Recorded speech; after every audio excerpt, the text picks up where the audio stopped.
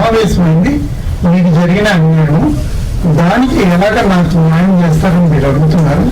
అందుకోసం ఇక్కడంతా సమావేశం జరిగింది. ఈ ఫిలిం అసోసియేషన్ ఈ వేదిక మీద తీసుకొచ్చింది. నేను అడిగే ప్రశ్న సమాధానం చెప్పండి. మీకు జడ్జిమెంట్ ఎప్పుడు వచ్చింది? ఆ జడ్జిమెంట్ కాపీ ఎక్కడ ఉంది? సార్ ఆల్రెడీ గ్రూప్ లో నేను షేర్ చేశాను సార్. November 3rd ఆల్రెడీ మన వాళ్ళ దగ్గర గ్రూప్ లో ఉంటుంది. జడ్జిమెంట్ ఇచ్చాను.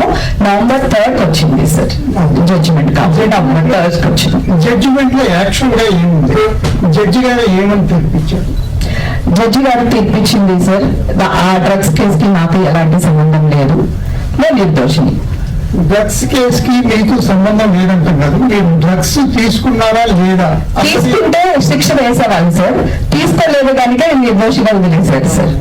నిర్దోషిగా వదిలేయడం లేదు పరిస్థితులు. మీరు డ్రగ్స్ తీసుకున్నారా లేదా అన్న పాయింట్ లో అది క్లారిటీగా తీసుకోలేదు అని పరీక్షలు, రక్త పరీక్షలు కానివ్వండి, ల్యాబ్ టెస్ట్ వాళ్ళు అవన్నీ వాటి ఆధారంగా వాళ్ళు చెప్తారు. అవునండి, వాటి ఆధారంగానే చెప్పారండి. ఆల్రెడీ నేను అప్పుడే ఆ జూన్ తర్వాత నేను కూడా టెస్ట్లు ఏదైతే ఉందో అది నేను పబ్లిక్ గా పెట్టాను సార్. ఇదిగోండి నా టెస్టులు, మీరు ఎక్కడికి రమ్మన్నా వస్తాను, మీడియా వాళ్ళు మీరు టెస్టులు చేయించండి. నాకు కోర్టుది నమ్మొద్దు, చట్టాన్ని నమ్మొద్దు, నన్ను నమ్మొద్దు, శిక్ష అని నేను ఆల్రెడీ ఇచ్చాను సార్. మొత్తం బ్లడ్ రిపోర్ట్స్ కూడా నేను లైవ్ లో పెట్టాను సార్.